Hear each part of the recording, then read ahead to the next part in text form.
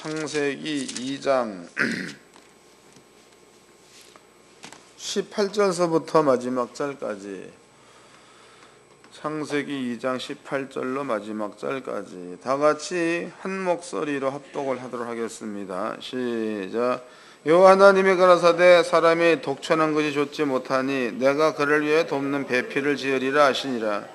여호와 하나님이 흙으로 각종 들짐승과 공중의 각종 새를 지으시고 아담이 어떻게 이름을 짓나 보시려고 그것들을 그에게로 이끌어 이르시니 아담이 각 생물을 일컫는 바가 곧 그 이름이라. 아담이 모든 육축과 공중의 새와 들의 모든 짐승에게 이름을 주니라. 아담이 돋는 배필이 없으므로 여호와 하나님이 아담을 깊이 잠들게 하시니 잠들매 그가 그 갈빗대 하나를 취하고 쌀로 대신 채우시고 여호와 하나님이 아담에게 취하신 그 갈빗대로 여자를 만드시고 그를 아담에게로 이끌어 오시니 가로되 이는 내 뼈 중에 뼈요 살 중에 쌀이라. 이것을 남자에게서 취했은즉 여자라 칭하리라 하니라. 이러므로 남자가 부모를 떠나 그 아내와 연합하여 둘이 한 몸을 이룰지로다. 아담과 그 아내가 두 사람이 벌거벗었으므로 부끄러워하니 하니라. 아멘.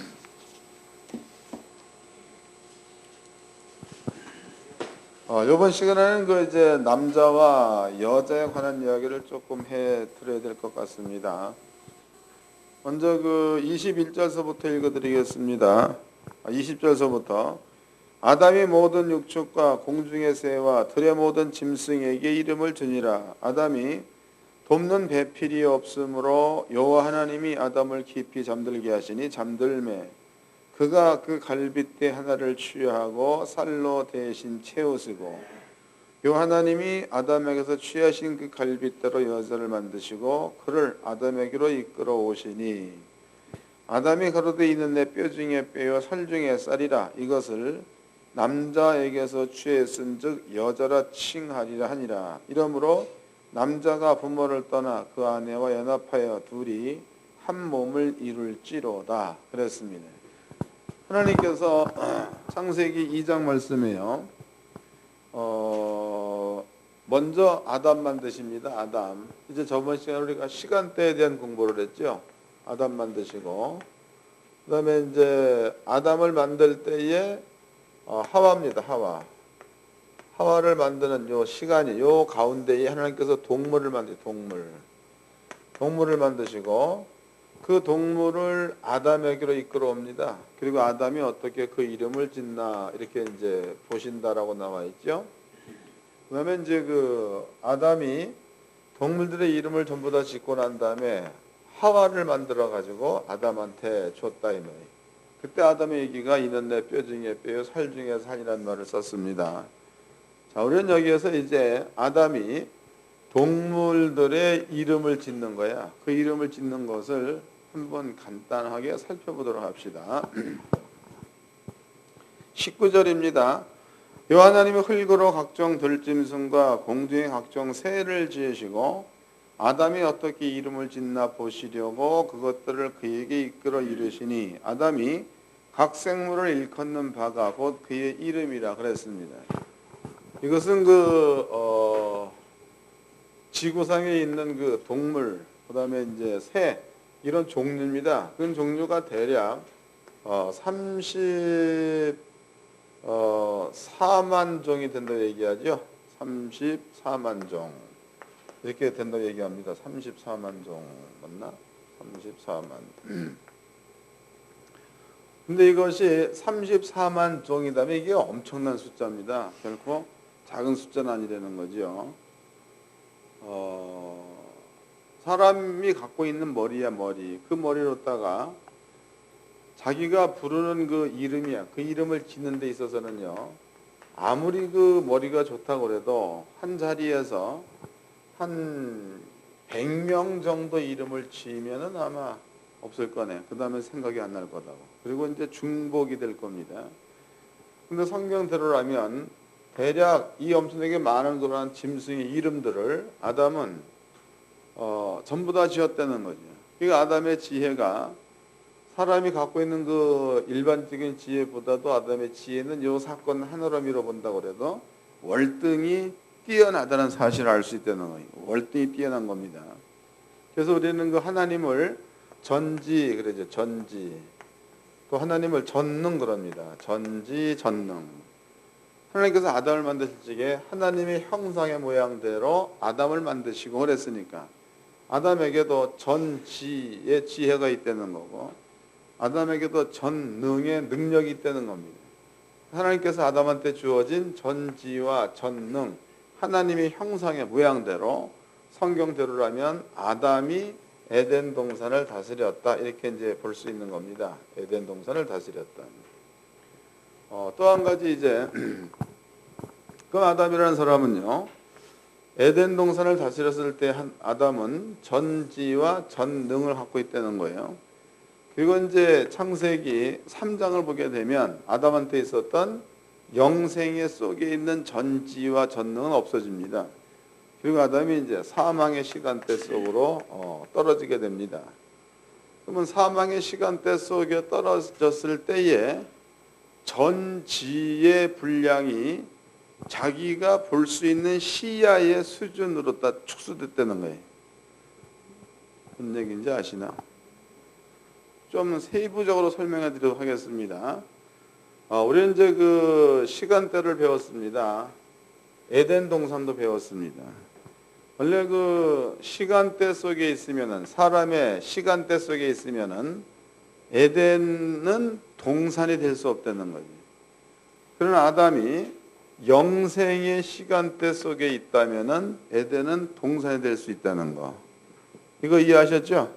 근데 아담이 영원한 생명을 가지고 하나님께서 만들어 놓은 반으로 나눴지 이것은 바다라 칭하시고 드러난 묻을 땅이라 칭하시니라 하나님 보시기에 좋았다 그랬습니다.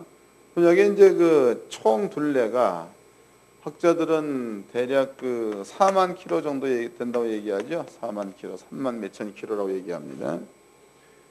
그러면 이제 4만 킬로 둘레를 갖고 있는 지구 요 아니야. 요 안에 이런 그 동물을 두었고 새를 두었고 물고기도 두었습니다. 하나님께서 이제 아담한테 다스려라라고 말씀하신 그 종류가 그 뒤에 보면 기록이 되어져 있죠. 읽어 보겠습니다. 1장 27절서부터 읽겠습니다. 창세기 1장 27절. 하나님이 자기 형상 곧 하나님의 형상대로 사람을 창조하시되 남자와 여자를 창조하시고 하나님이 그들에게 복을 주시며 그들에게 이르시되 생육하고 번성하여 땅에 충만하라. 땅을 정복하라. 바다의 고기와 공중의 새와 땅에 움직이는 모든 생물을 다스리라 하시니라 해서 그럼 아담이 다스릴 수 있는 것은 바다의 고기, 아담이 다스렸다는 거예요. 이제 그 땅 위에 새와 짐승 이런 것들을 하나님께서 아담 보고 다스려라라고 주신 겁니다.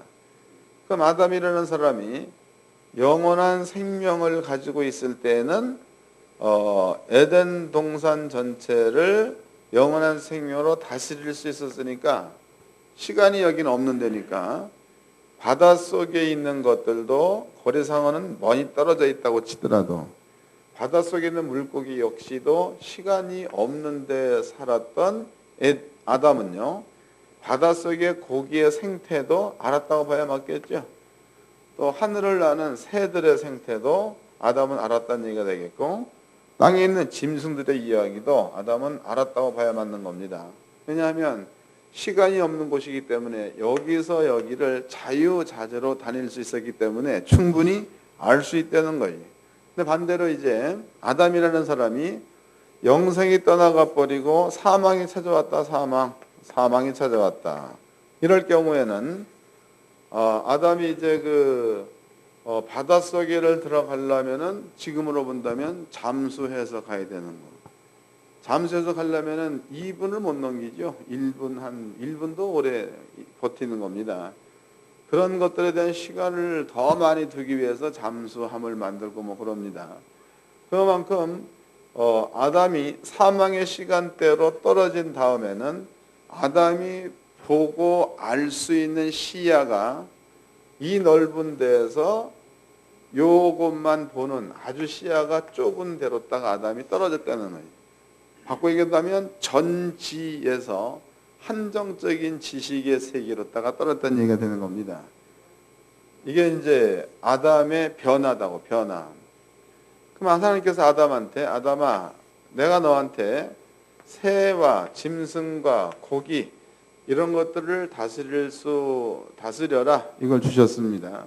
요 상태에서 이제 하나님께서 흙으로 동물을 지으시고 그다음에 이제 그 동물을 아담한테 이끌어 왔을 때에 아담이 부르는 대로 전부가 다 동물들의 이름이 되었다 그랬다고.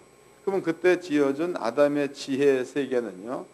지금 설명해 드린 그렇게 넓은 세계입니다. 그 세계 것들을 얘기했으니까 아담은 충분히 34만 종이다도 종의 숫자가 34만 종이지만 아담이 갖고 있는 전지의 세계로 본다면 그 숫자가 많지 않다는 거지.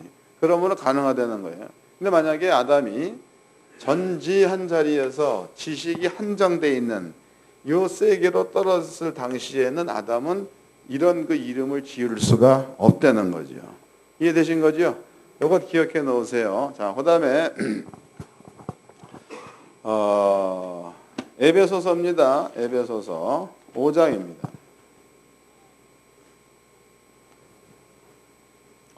에베소서 5장 30절서부터 읽겠습니다. 에베소서 5장 30절.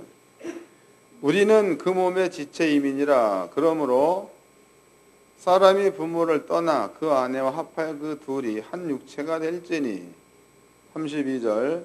이 비밀이 크도다. 내가 그리스도와 교회에 대하여 말하노라. 그랬습니다. 그럼 지금 여기에서 사도 바울이 에베소 교인들한테 가정에 대한 얘기를 하죠. 가정. 그래서 여자를 말합니다.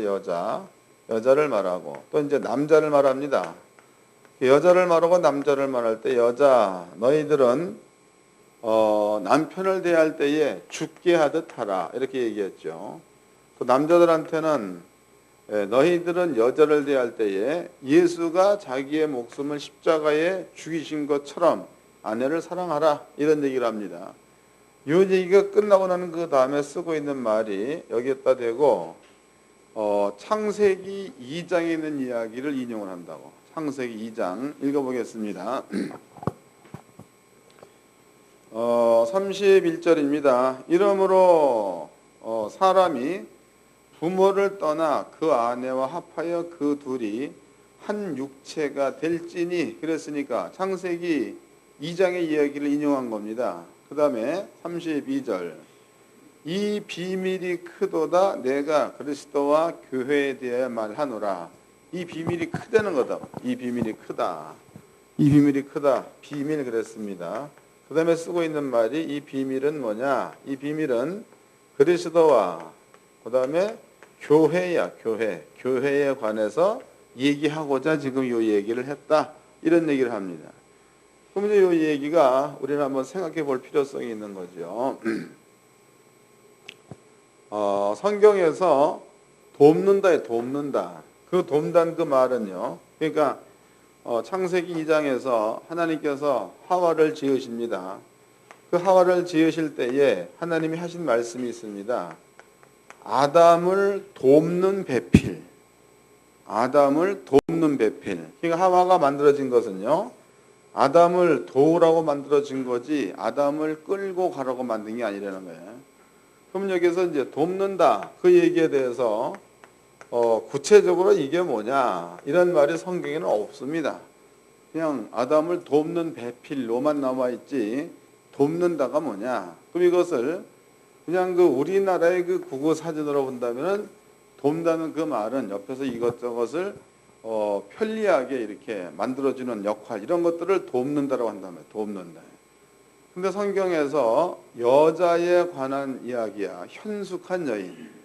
그 여자에 관한 이야기가 성경에 한 군데 딱 나와 있다고. 성경에 찾아보겠습니다. 잠언서입니다.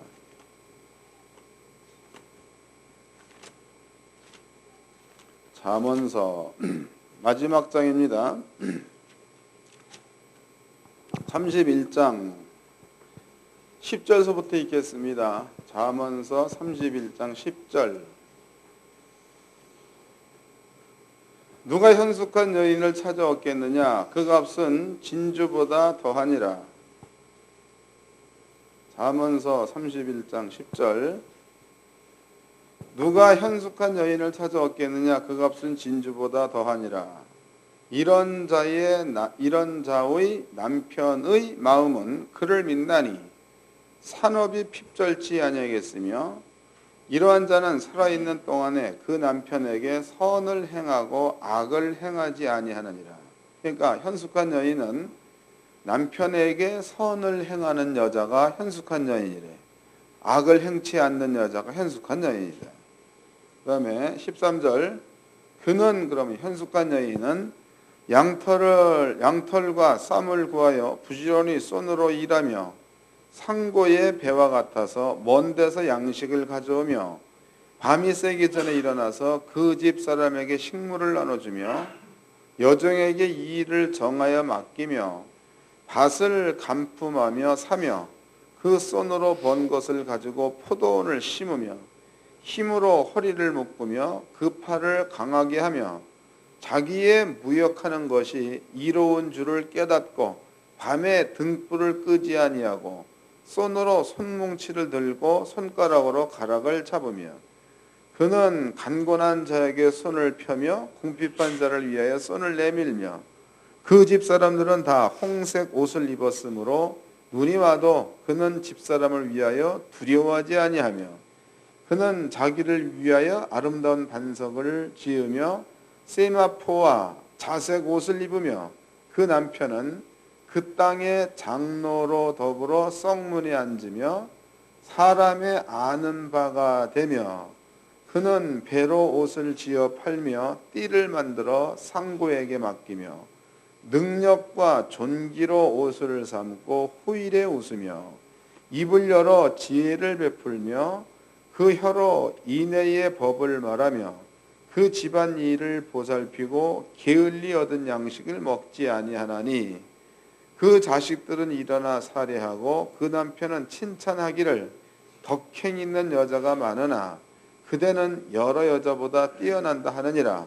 고운 것도 거짓되고 아름다운 것도 헛되나 오직 여호와를 경외하는 여자는 칭찬을 받을 것이라 그랬습니다. 현숙한 여인에 설명되어져 있는데 현숙한 여인은요 집이야 그 집안의 모든 일이죠. 집안의 모든 일.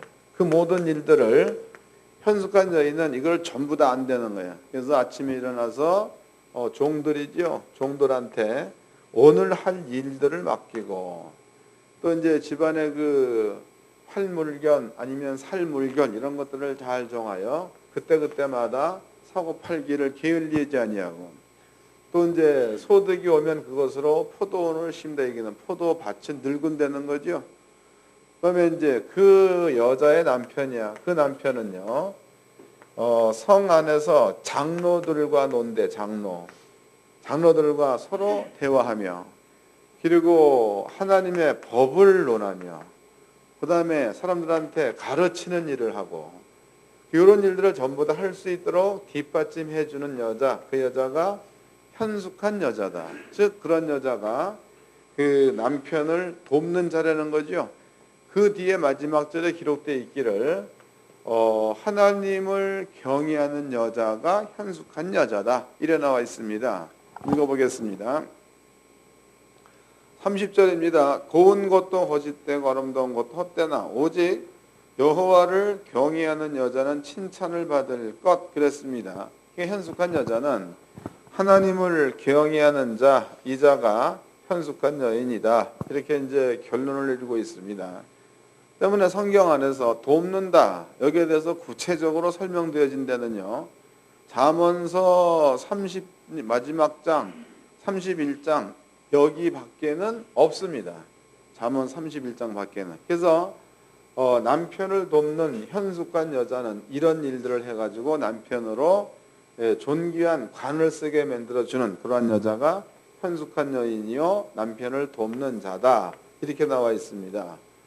또 중요한 것은요. 현숙한 여자 또 남편을 돕는 여자 그 여자들은요. 하나님을 경외한다. 하나님을 경외해. 그 경외한 말을 한마디로 줄여본다면 두렵고 떨림으로 하나님을 섬긴다고. 그러니까 경이라는 그 말은요, 거기에는 꼭 두려움이 들어가야 돼. 두려움. 물론 여기서 그 두려움이라는 그 말 가운데는 징계를 한다, 벌을 준다의 차원에서 두려움도 있겠지만, 하나님의 보호자의 존귀함이죠. 그 존귀함을 높이면 높일수록 그 마음 가운데는 꼭 뭐 벌을 준다는 두려움에서 좀 떠나가지고 그 엄청난 그 보호자를 향한 영광 이런 것들로 인해서 그 마음 가운데에 하나님을 높여주는 마음을 두려운 마음이라고 보면 되는 겁니다. 현숙한 여자는요, 그러한 그 마음을 품은 여자, 이러한 여자가 현숙한 여자라는 거예요. 그런데 지금 사도 바울이라는 그 사람이 에베소서에 얘기하기를 그러므로 남자가 부모를 떠나 그랬죠. 부모를 떠나 여자와 한 육체가 되게 하려 합니다. 이런 말을 썼습니다. 그리고 이 말이 사도 바울이 비밀 그랬던 비밀. 그럼 바꿔 얘기해 본다면 남자가 부모를 떠나 여자와 하나가 된다는 것은 바울이 볼 적에는 숨겨진 비밀이라는 거지요. 그리고 그 뒤에다가 이것은 예수님과 교회를 향해서 해놓은 말 이랬단 말이지. 이걸 기억해 놓으시고 그 다음에 이제 두 가지를 기억하라고 해서 하나는 아담이 갖고 있는 전지, 또 하나는 남자가 여자를 떠나서 하나가 되어진다는 거 비밀, 또 이제 현숙한 여자는 이런 여자다. 이거 기억해 놓으시고 에베소서 1장을 보겠습니다. 에베소서 1장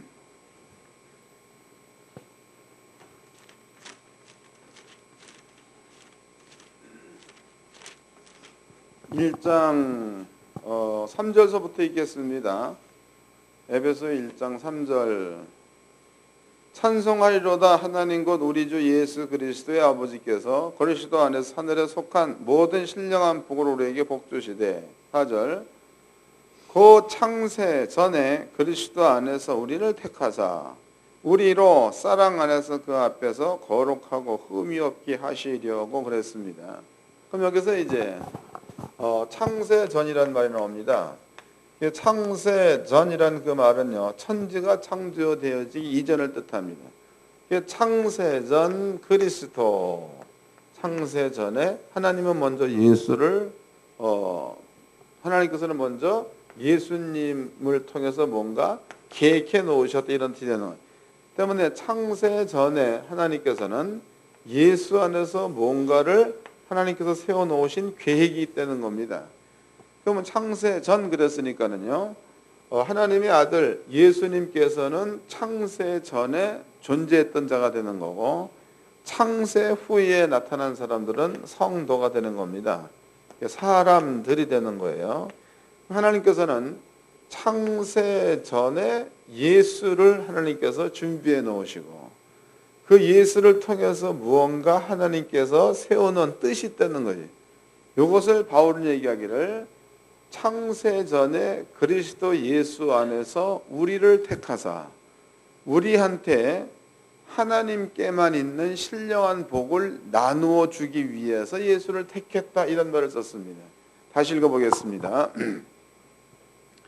3절입니다.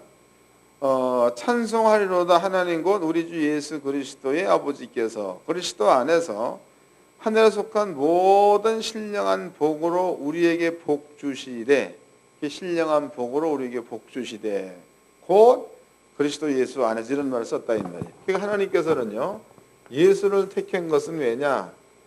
성도야 우리한테 신령한 복을 주기 위해서 우리를 택했다 이런 얘기를 했다는 거예요. 사도 바울이 한 말입니다. 그럼 바꿔 얘기해 본다면 사람들이 만들어지기 이전에 먼저 예수는 존재했다는 거고, 사람이 만들어지기 이전에 먼저 하나님께서는 예수에게 뭔가를 하나님의 계획을 두었다는 겁니다. 이게 그러면 사람들은 모를지라도 예수님은 안 된 얘기죠. 아버지의 뜻을 예수님은 아는 자라는 거예요. 이 얘기가 요한복음, 마태복음, 누가복음에 다 나와 있죠. 요한복음 같은 경우에서는 나는 아버지의 뜻대로 온 자다. 예수님께서. 또 이제 그 마태복음 같은 경우에서는 하나님 내 뜻대로 마옵시고 당신의 뜻대로 하옵소서. 그 얘기는 예수님이 먼저 아버지의 뜻이 뭔지를 알았다는 겁니다. 그러면 이제 이 이야기가 간단히 얘기하면 이 이야기는 구원에 관한 이야기, 구원에 관한 이야기입니다. 그 구원에 관한 그 이야기는 사람이 나기도 이전에 하나님은 먼저 예수님을 통해서 사람을 구원해 낼 것을 하나님은 계획을 세웠다는 거다고. 그런데 여기에서 그러면 이제 사람들을 구원할 시기입니다. 그 시기가 노아 때로 본다면은 사람의 죄악이 세상에 가득 찰 때에 하나님께서는 세상을 심판하신 거죠. 소돔과 고모라성 마찬가지로 사람의 죄악이 가득 찰 때에 소돔과 고모라성을 심판했다. 그럼 예수가 올 때에도 이 세상에 죄악이 가득 찼다. 그 말을 바울 같은 경우에는 의인은 없나니 하나도 없도다로 표현했다는 거다. 그러면 세상에 죄인으로 딱 가득 채워져 있을 때에 하나님께서 예수를 보낸 겁니다. 예수. 그러면은 예수님께서 땅에 올 때는 우리가 오라고 그래서 온 거예요. 예수가 와준 거예요. 그죠? 우리가 오라 그래서 예수가 온 게 아니고 이미 하나님께서 창세 전에 그리스도 예수 안에 세워놓은 계획이기 때문에 그 뜻대로 그 계획대로 예수님께서 와준 게 되는 거다고. 와준 게. 이걸 기억해 놓으세요. 그러면 이제 교회와 그리스도의 관계는 이런 관계라는 거예요. 우리가 불러서 온 게 아니고 예수님께서 와주신 거다. 그리고 우리가 죽어달라라고 말한 게 아니고 하나님께서 세상 모든 사람의 죄를 짊어지고 예수님을 죽이는 것으로다가 구원을 이루기 위해서 이미 예수님은 죽임을 당하기로 약속된 대로 온 자다. 이게 성경입니다. 우리와는 관계없이 예수가 온 거고 우리와는 관계없이 예수가 죽어 놓은 겁니다. 그 얘기는 신령한 복을 주기 위해서 그랬다. 바울의 설명입니다. 그런데 하필이면 요 이야기를 할 때에 사도 바울이 창세기 2장 얘기를 끄집어 당겨 가지고 남자가 부모를 떠나 여자와 하나가 되기 위해서 이런 말을 썼습니다. 그리고 크도다 이 비밀이여. 이게 비밀이라는 거다. 비밀. 그러면 이제 요거 기억해 놓으시고 예수가 왔다. 그 얘기는 하나님께서 보낸 거고 예수님께 스스로 온 거다. 이런 얘기입니다. 그러면 이제 우리는 창세기 3장입니다. 창세기 3장에 보면 먼저 하와입니다. 하와라는 여자가 뱀의 유혹을 받아가지고 선악과를 먹어서 하와가 죽습니다. 죽었다 그 말이에요. 이거 성경대로라면 창세기 2장이죠. 2장에 선악과를 먹으면 죽으리라. 읽어보겠습니다. 창세기 2장.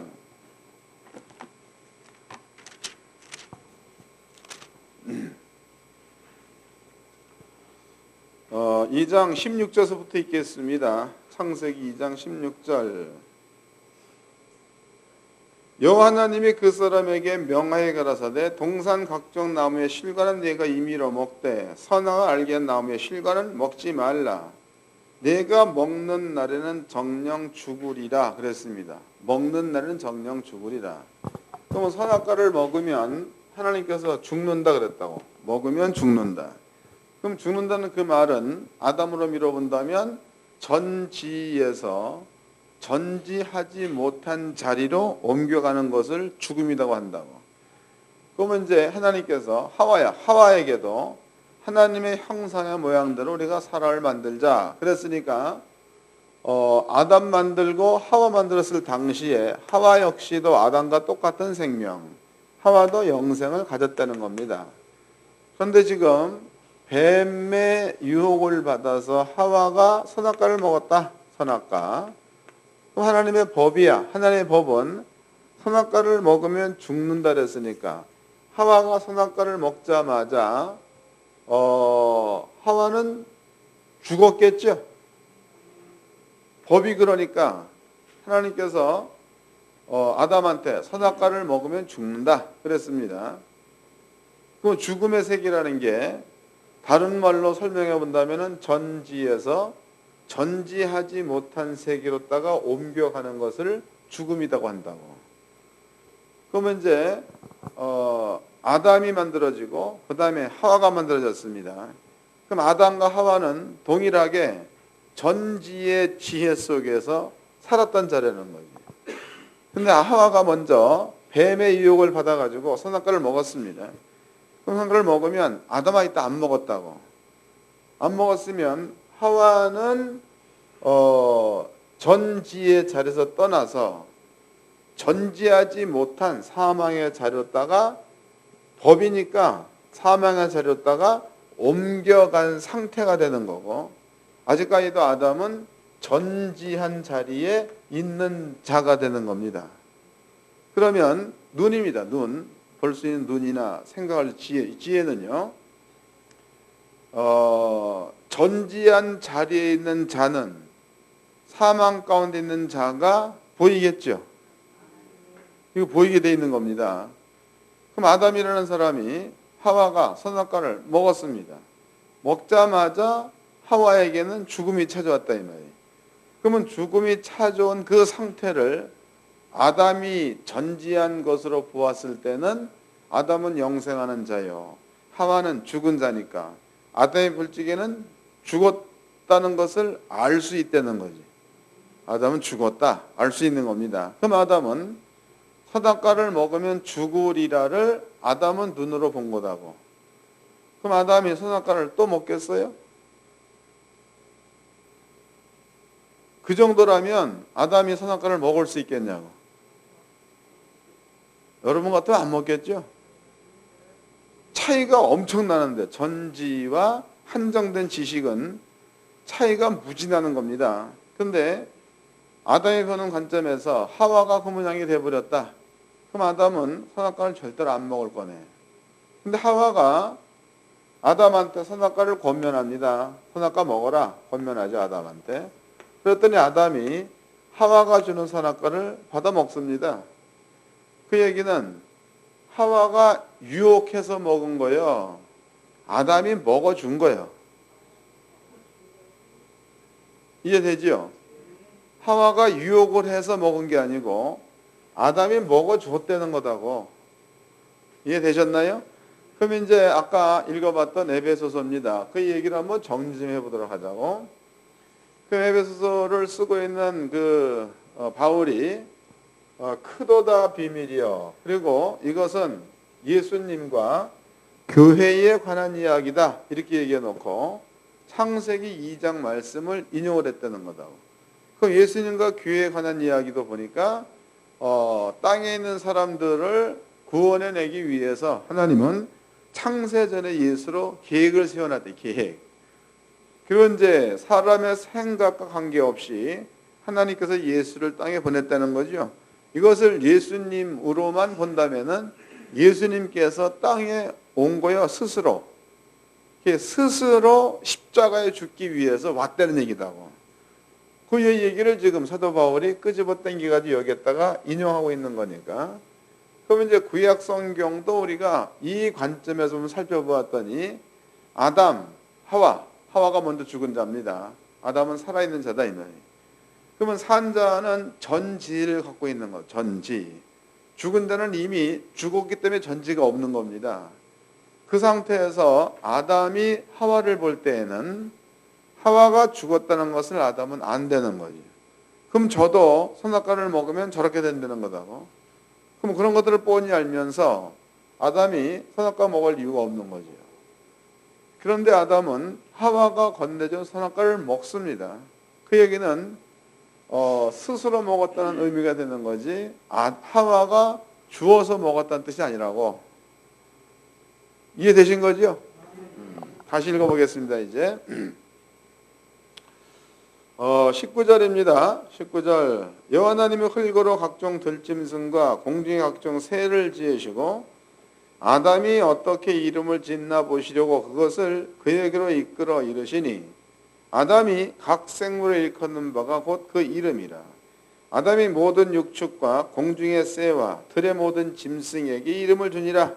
아담이 돕는 배필이 없으므로 여호와 하나님이 아담을 깊이 잠들게 하시니 잠들매 그가 갈빗대 하나를 취하고 살로 대신 채우시고 여자 만드는 겁니다. 그 다음에 이제 24절 그러므로 남자가 부모를 떠나 그 아내와 연합하여 둘이 한 몸을 이룰지로다 그랬다고. 그러므로 남자가 부모를 떠나. 그럼 이제 이것을 아담에게는 부모가 없다 이렇게 얘기하는 사람들이 있다고. 아담에게는 부모가 없다. 그런데 그렇게 얘기하는 사람들은 성경을 해석을 잘 못하는 사람들입니다. 그러니까 이런 설이 나오는 거. 이것은 설이야 설. 그러니까 성경이 아니고 사람이 만들어낸 이야기. 그러니까 어떤 양반들은 이런 얘기합니다. 아담 시대에 사람들이 많이 있을 때 많이 있을 때는 거다고 있는 가운데서 특별히 하나님께서 한 사람을 뽑아가지고 이 사람한테 아담이라는 이름을 지어줬다는 거지요. 아담이라는 이름을. 그러므로 아담의 부모는 이 가운데 있다는 거예요. 이 가운데. 말이 안 맞는 거죠? 근데 이것이 여러 이단을 만들어냅니다. 이것이 여러 이단들을. 그래서 하여튼 그렇습니다. 그런데 성경에서는 아담의 부모가 명시되어 있다고. 아담의 부모가 누구다 나와 있습니다. 읽어보겠습니다. 누가복음입니다.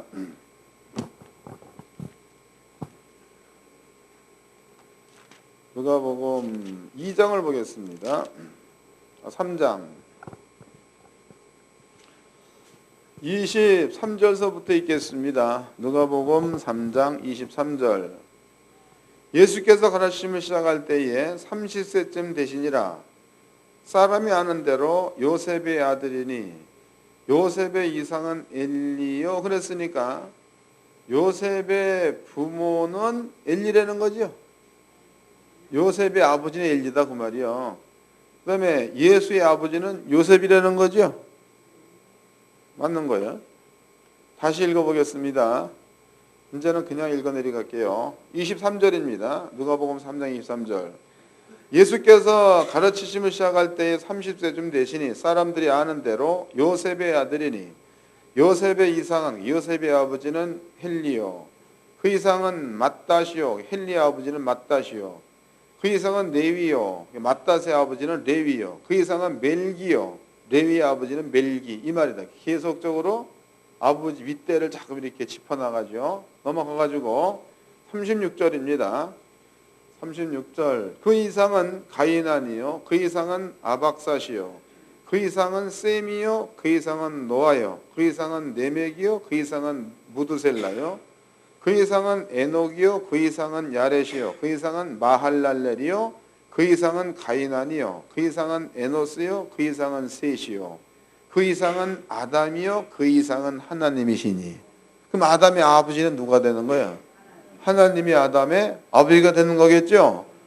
그래서 성경에 그러므로 남자가 부모를 떠나 그 얘기는 남자가 창세기로 본다면은 아담이 아버지인 하나님을 떠나 여자와 한 몸을 이루고가 되는 거다고. 이해되셨죠?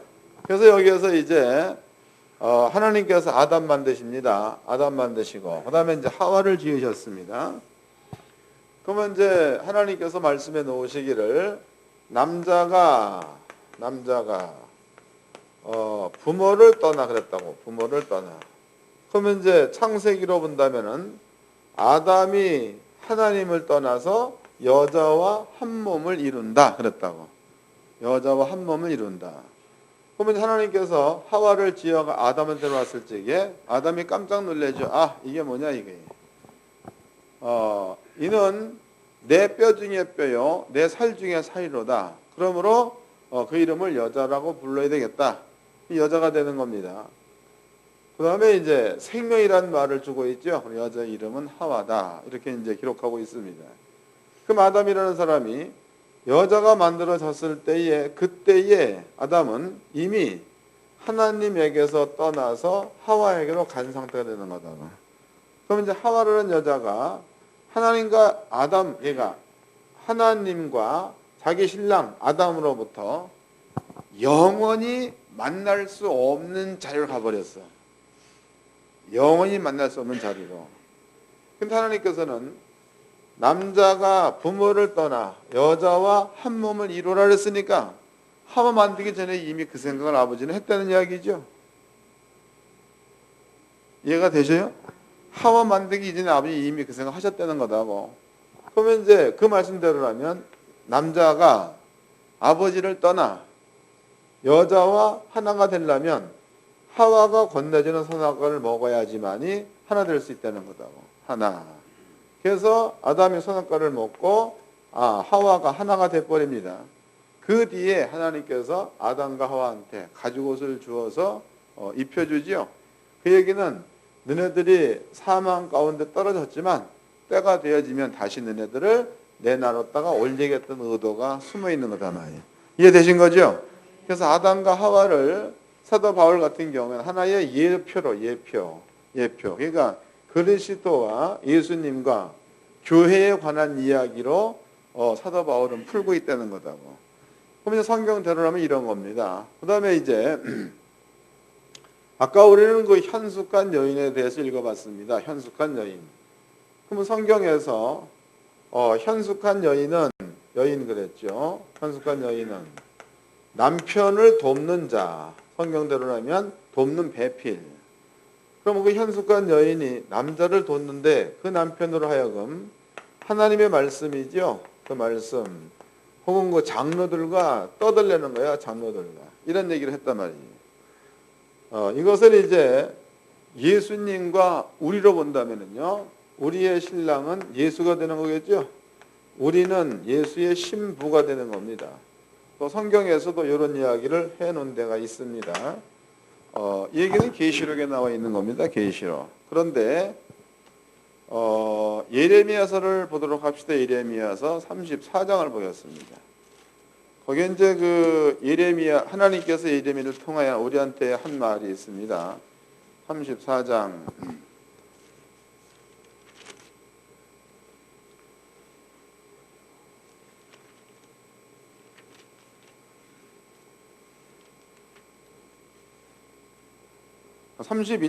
31장입니다. 예레미야서 31장 31절서부터 읽겠습니다. 31장 31절. 나 여호와가 말하노라. 보라, 날이 이르리니 내가 이스라엘 집과 유다 집에 새 언약을 세우리라. 나 여호와가 말하노라. 이 언약은 내가 그들의 열조의 손을 잡고 애굽 땅에서 인도하여 내던 날에 세운 것과 같지 아니할 것은 내가 그들의 남편이 되었어도 그들이 내 언약을 파하였음이니라. 나 여호와가 말하노라. 그러나 그날 후에 내가 이스라엘 집에 세울 언약은 이러하니 곧 내가 나의 법을 그들의 속에 두며 그 마음에 기록하여 나는 그들의 하나님이 되고 그들은 내 백성이 될 것이라. 그들이 다시는 각기 이웃과 형제를 가리켜 이르기를 너는 여호와를 알라 하지 아니하리니 이는 작은 자로부터 큰 자까지 다 나를 알미니라. 내가 그들의 죄악을 사하고 다시는 그 죄를 기억지 아니하리라. 여호와의 말이니라 그랬습니다. 그럼 여기에 이제 하나님께서 예레미야한테 이스라엘 민족은 하나님의 부인이라는 거야. 내가 너희의 남편 되었어도 그랬으니까. 그럼 이제 하나님께 여호와께서 이스라엘 민족입니다. 백성들을 너희는 나의 신부 이런 얘기를 했죠. 나는 너희의 남편이다. 그런데 너희들이 내 언약을 파기했다는 거죠. 내 언약을 파기했다. 그러므로 지금까지 너희와 함께했던 언약이야. 그 언약을 내가 이제는 없애버리겠다. 그리고 새로운 언약을 주겠다 얘기합니다. 새로운 언약. 이 얘기를 하죠. 다시 읽어보겠습니다. 이해를 잘 하셔야 되는 거예요. 자, 32절입니다. 31절. 여호와가 말하노라. 보라, 날이 이르리니 내가 이스라엘 집과 유다 집에 새 언약을 세우리라. 나 여호와가 말하노라. 이 언약은 내가 그들의 열조의 손을 잡고 애굽 땅에서 인도하여 내던 날에 세운 것 같지 아니할 것은 내가 그들의 남편이 되었어도 그들은 내 언약을 파하였음이니라. 새 언약을 세우는 이유가 부인된 너네들이 나의 언약을 파기했기 때문에 새로운 언약을 세운다는 거죠. 이 얘기예요. 그러면 이제 새 언약을 세워나는 그 다음에는 내가 내 법이야. 내 법을 너희 속에 기록하겠다. 그리고 너희의 죄와 너희의 불법을 내가 다시는 기억하지 않겠다.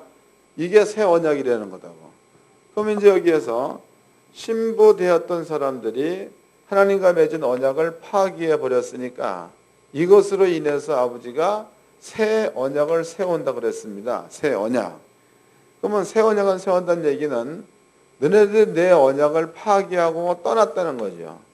내가 새 언약을 세워가지고 내가 너희와 계속 함께 살겠다는 게 새 언약이다고. 이해되신 거죠? 다시 읽어보겠습니다. 32절입니다.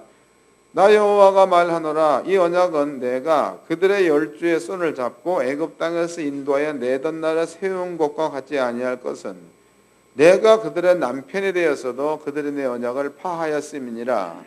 나 여호와가 말하노라. 그러나 그날 후에 내가 이스라엘 집에 세울 언약은 이러하니 곧 내가 나의 법을 그들의 속에 두며 그 마음에 기록하여 나는 그들의 하나님이 되고 그들은 내 백성이 될 것임이니라 그랬죠. 그러니까 새 언약이라는 얘기는 이제는 다시는 신부가 떠날 수 없도록 해놓은 것이 새 언약입니다. 그러니까 새 언약 가운데 머물러 있으면 신부가 이제는 죽어도 떠날 수가 없다는 거다고. 이해가 되신 거죠?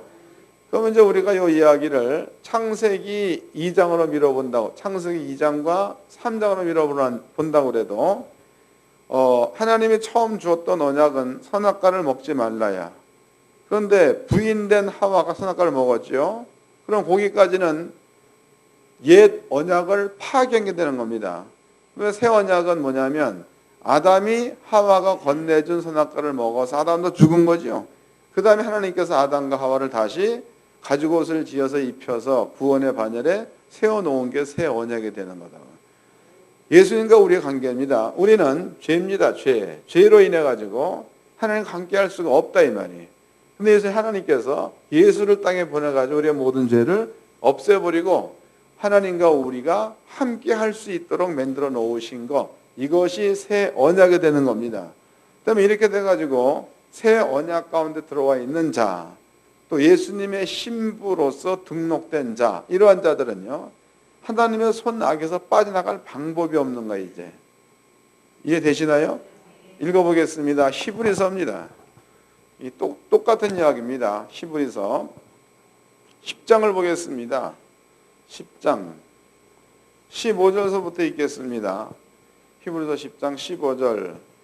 또한 성령이 우리에게 증거하시되 주께서 가라사대 그날 후로는 저희와 세울 언약이 이것이라 하시고 내 법을 저희 마음에 두고 저희 생각에 기록하리라 하신 후에, 이 얘기는 아까 읽어봤던 예레미야서의 내용을 그대로 인용한 겁니다.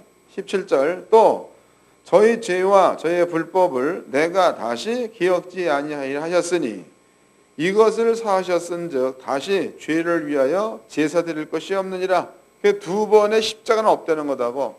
그럼 이제 히브리서 기자가 저희의 죄와 저희의 불법을 내가 다시는 기억하지 않겠다. 이게 하나님이 선언하신 겁니다. 그럼 여러분들이 만약에 이제 예수를 믿는 믿음을 가졌다. 그 믿음을 가졌으면은 하나님께서 예수를 믿는 믿음을 가진 자들의 죄와 불법을 하나님이 기억하지 않다 그랬습니다. 그럼 죄와 불법이 있으면 하나님을 떠날 수밖에 없고, 죄와 불법이 있으면 선악과를 먹은 것 같고, 죄와 불법이 있으면 하나님의 언약을 파기한 것과 같은데, 죄와 불법이 그 속에 없으면 하나님을 떠날 이유가 전혀 없다는 거죠. 이해가 되시나? 그러니까 하나님의 은혜를 잘 깨달으시기 바랍니다. 그 아버지가 예수를 보낸 그 이유는 그런 거예요. 우리 속에 죄가 있다. 우리 속에 불법이 있다. 그러면은요, 하나님과 함께 할 수가 없는 거다고. 왜냐면 내 언약을 어기고 내 언약을 파하고 멀리 간 자가 돼버리는 거니까 함께 할 수가 없는 겁니다. 근데 아버지께서 아버지의 신부들을 아버지 옆에 계속 두기 위해서 택한 방법이 당신이 사람으로 와서 죽어주는 거다. 그러니까 아담이 선악과를 먹어주는 방법이나 예수가 십자가에 죽는 방법이나 전부 다 똑같다는 거죠. 그 사실을 믿는 믿음만 가져버리면 하나님께서 여러분들의 죄와 여러분들의 불법을 다시는 기억하지 않으랬으니까 그 말은 영원토록 임마누엘이 된다는 거다고. 영생이 회복됐던 얘기이기도 하겠죠. 그런 겁니다. 그러니까 우리는요, 적어도 예수를 믿는 믿음을 가졌다, 혹은 하나님의 거룩한 백성이 되었다, 혹은 예수님의 신부가 되었다, 이런 그 모든 말들은요, 그 뒤에 하나님이 어마어마한 계획이 여기에 숨어 있어서 그 계획이 우리에게 적용됐을 때에 이 말들이 가능한 거다고.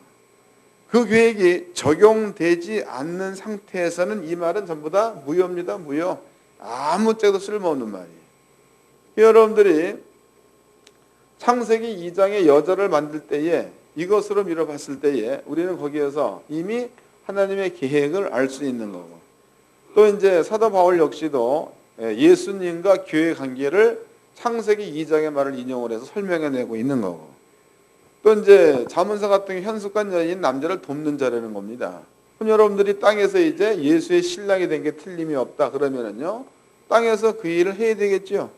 주의 말을 말되게 하는 일을 해야 되는 거고, 또 여기에서 이건 전부 다 아버지가 다스리는 동산이요, 예수가 왕된 동산이니까 이 안에서 예수가 하고자 하는 그 일이 모든 백성으로 하여금 제자 삼는 것, 혹은 모든 백성들로 하여금 하나님의 나라에 들어오게 만 이런 일들을 예수가 원하는 일입니다. 이런 일들을 현숙한 여인들은 그런 일들을 하려는 거죠. 그것이 하나님의 마음을 기쁘게 해드리고 남편을 영광스럽게 만들어주는 그런 일이더라고 기록되어 있습니다. 근데 여러분들이 그 은혜를 잘 모른다면요, 이 일을 하는 데 있어서 즐겁지 못하다는 거다. 그러나 여러분들이 하나님의 그 은혜를 깊이 있게 알고 그 은혜에 대해서 뭔가를 좀 이렇게 마음 가운데 감동된 마음을 가지고 있다면요, 이 일 하기가 매우 힘들어도 쉽다는 거다고. 감이 잡히셨죠? 이제 한 군데를 찾아보도록 하겠습니다. 히브리서입니다. 히브리서 2장 14절부터 읽겠습니다. 히브리서 2장 14절. 자녀들은 혈육이 함께 속하였으며 그도 또한 한 모양으로 혈육이 함께 속하심은 사망으로 말미암아 사망의 세력을 잡은 자 곧 마귀를 없이 하시고 또 죽기를 무서워함으로 일생에 매여 종로로 타는 모든 자들을 놓아주려 하심이니 이는 천사들을 불들어 주려 하심이 아니요 오직 아브라함의 자손을 붙들어 주려 하심이니라. 이러므로 저가 범사에 형제도 같이 대심이 마땅하도다. 이는 하나님의 일에 자비하고 충성된 대지사장이 되어 백성의 죄를 구속하려 하심이라. 자기가 시험을 받아 고난을 당하였은즉 시험 받는 자를 능히 도우시느니라. 할렐루야. 그 지금 예수를 땅에 보낸 이유는 그 천사들을 위해서도 아니라는 거죠. 예수를 믿는 우리를 구속하기 위해서 보냈다는 거다고. 보낸 이유가 3장 1절입니다. 그러므로 하늘의 부르심을 입은 거룩한 형제들아 그랬단 말이에요. 그러면 예수를 믿는 우리들은요, 예수님을 통해서 하나님께로부터 우리가 부르심을 받았다는 거죠. 우리는 복음이라는 것을 여러분들이 조금만 폭넓게 이해를 한다면은 복음에서 절대 떠날 수가 없어요. 하나님의 은혜에서 은혜를 여러분들이 조금이라도 안다면은요, 하나님의 은혜에서 떠날 방법이 없다고. 근데 만약에 여러분들이 복음이 뭔지를 잘 모른다, 복음. 그렇다면은 여러분들의 속에는요, 원망이 생길 수 있는 거다고. 복음을 모르면, 은혜를 모르면 속에 원망이 생길 수 있는 겁니다. 그 목사님들이 목회를 한다. 목사들은 종이다고 늘 얘기하지만 종이야, 종. 종은 주인이 분명히 있을 때에 주종 관계가 성립이 되는 겁니다. 주인이 없으면 종이 없는 거고 주인이 있어야 종이 있는 거다 이 말이에요. 근데 종은 주인의 일에 대해서 반박할 수가 없습니다. 여러분들이 조선 시대만 해도 양반, 쌍놈, 하인 있지 않았습니까? 그때 만약에 종이 돼가지고 주인의 뜻을 거스린다거나 또 종이 돼가지고 지 못돼 그러면은 집 안에 데려다 곤장을 쳐도 이건 말 못하는 거다고. 때문에 주종 관계는요, 있다는 게 틀림없이 전제했을 때에 성립될 수 있는 관계입니다. 주인이 없으면 종이 필요 없는 거다. 또 종은 주인이 있다는 것에 대한 100%의 신뢰가 있을 때에 주인의 일을 할 수 있는 거다. 그 목사들은 주의 종이야, 주의 종. 근데 여러분들이 만약에 마음 가운데에 원망하는 마음이나 원망하는 말을 한다. 그 얘기는 주인이 있다는 뜻이요, 없다는 뜻이에요.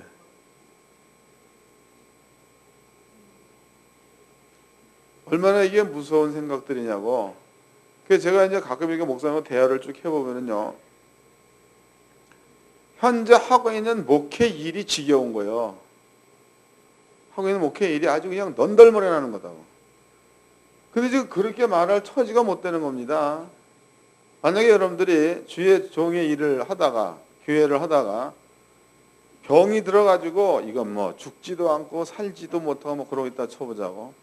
그래도 하나님의 은혜를 안다면, 하나님을 향해서 원망의 말이 나올 수가 없는 거다고.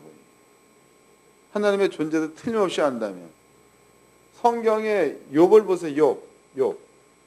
욥이라는 사람이 그렇게 그 엄청난 고통 가운데 있다. 아버지를 원망 안 하죠. 욥의 고백을 보면 내가 죽을 만한 장소를 찾다가 끝내는 찾았다는 거다.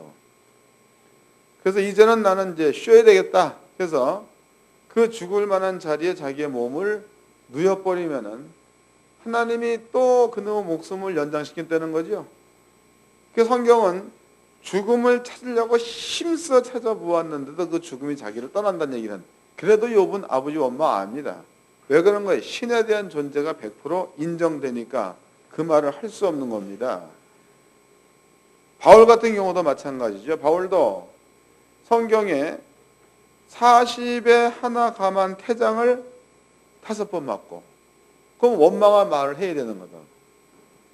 그 뒤에 쓴 말을 보면 바울의 고백이 그 외의 일은 고사하고 내 마음에 눌리는 것이 있으니 곧 교회를 위해서 염려하는 것. 예레미야도 보낸 자가 틀림없이 있으니까 말 한마디 하면 잡혀가지고 의도 터지고 말 한마디 하면 책고에 채워서 달려버리고 말 한마디 하면 꽁꽁 묶여가지고 우물 속에 들어가 버리고 말 한마디 하면 감옥에 들어가 버리고 미치겠는 겁니다. 그 예레미야가 입을 다물었어요. 이제 입을 다물었다고.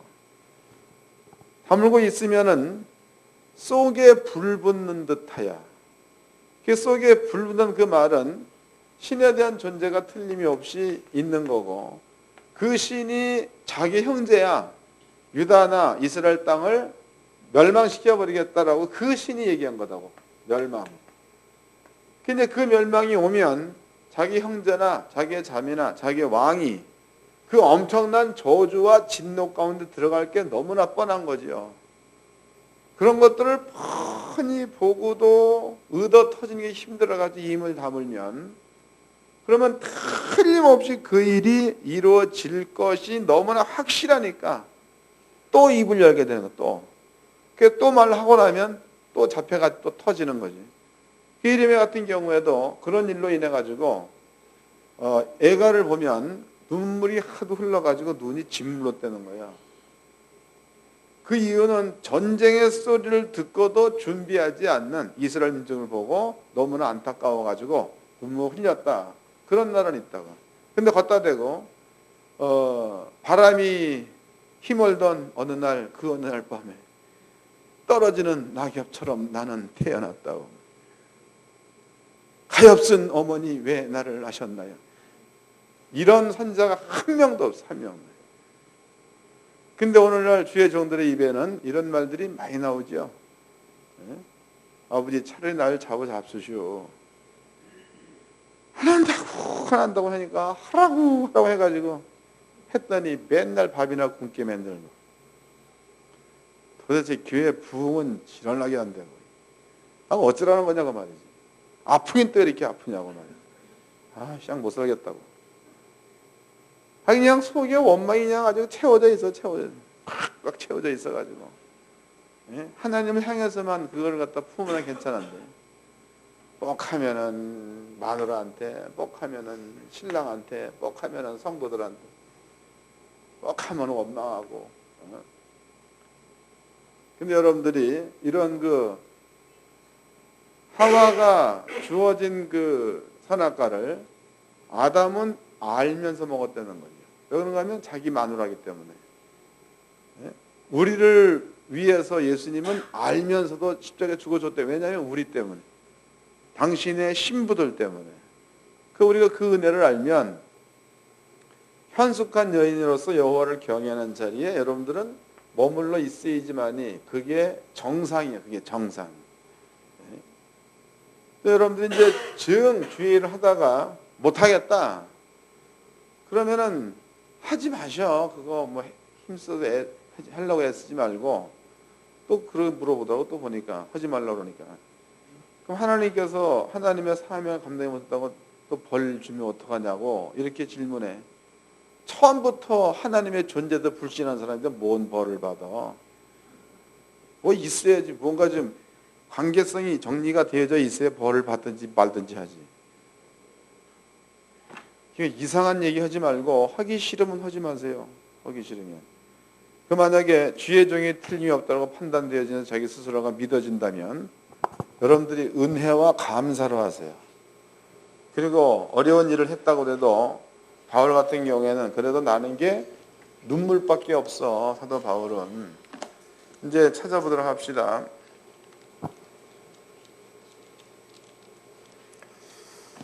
데살로니가 전서 2장입니다.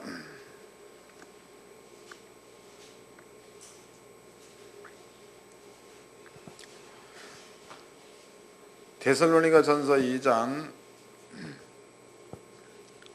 13절 읽어드리겠습니다.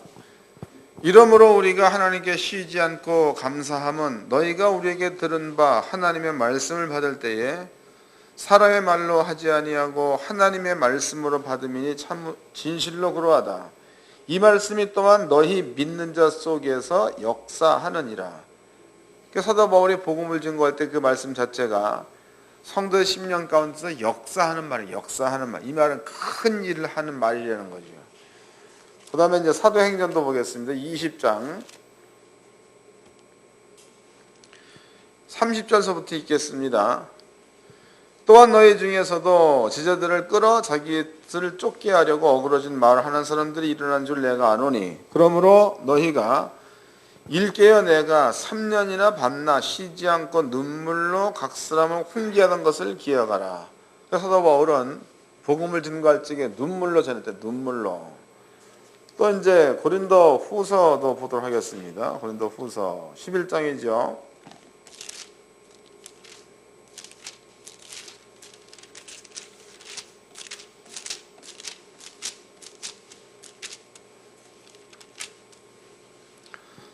11장 23절서부터 읽겠습니다. 22절 고린도후서 11장 22절 저희가 히브리인이냐 나도 그리하며 저희가 이스라엘인이냐 나도 그리하며 저희가 아브라함의 씨냐 나도 그리하며 이 얘기는 바울은 가질 것 전부 다 가졌다는 뜻이라고 부도 가졌던 사람입니다. 그 다음에 23절 저희가 그리스도의 일꾼이냐 정신없는 말을 하거니와 나도 더욱 그러하도다. 내가 수고를 넘치도록 하고 옥에 갇히기도 더 많이 하고 매도 수없이 맞고 여러 번 죽을 뻔하였으니 유대인들에게 40에 하나 감한 매를 5번 맞았으며 3번 태장으로 맞고 1번 돌로 맞고 3번 파선하는데 일주야를 기품해서 지냈으며 여러 번 여행의 강의 위험과 강도의 위험과 동족의 위험과 이방인의 위험과 신의 위험과 광야의 위험과 바다의 위험과 거짓 형제 중에 위험을 당하고 또 수고하고 애쓰며 여러 번 자지 못하고 줄이며 목마르고 여러 번 굶고 춥고 헐벗었노라 그랬단 말이에요. 그러면 사도 바울은 지금 그런 일들을 겪었다는 겁니다. 오늘날 우리가 이런 일들을 겪으면 여러분들의 입에서는 하나님을 향한 원망만 나오고 하기 싫다는 말만 나온다고. 근데 바울의 입에서 나온 말입니다. 28절 이 외의 일은 고사하고 오히려 날마다 내 속에 눌리는 일이 있으니 곧 모든 교회를 위하여 염려하는 것이라. 누가 약하면 내가 약하지 아니하며 누가 실족하게 되면 내가 애타지 않더냐. 내가 부득불 자랑할진대 나 약한 것을 자랑하리니 주 예수의 아버지 영원히 찬송할 하나님이 나의 거짓말 아니한 줄을 아시느니라. 이 얘기는 그냥 주인과 종의 관계가 여실히 드러나 있는 거죠. 그래서 사도 바울은요, 이런 거 엄청난 고난을 겪으면서 복음을 증거를 했습니다. 그럼에도 바울은 원망의 말보다는 이 성경대로라면 교회를 위해서 염려하는 것, 이런 마음이 컸다는 겁니다.